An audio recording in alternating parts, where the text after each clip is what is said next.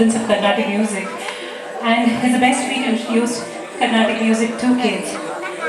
They are the greatest. They are the great Muthuswami Dishkar's experiment with Western classical music. The first is a prayer to Ganesha. The composer says, "O powerful Ganpati, Shankara and the others are the deities serve you, as do all the revered sages, Indra, Muruga, and thyself.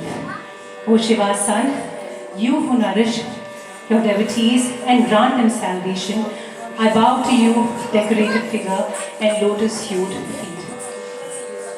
The second lotus swaram is a note to Lord Muruga. The poet writes, "I bow to the distinguished son of Shiva, the one attached to Valli, the infinite one, the delight of Vishnu and Shiva, the giver of bliss to yogis, the one with a smiling face, the one embodied as Guru Guha, the one whose form is esoteric, protector of the earth, the commander of Indra's army, the one lauded by the Devas, the one and only Subramanya."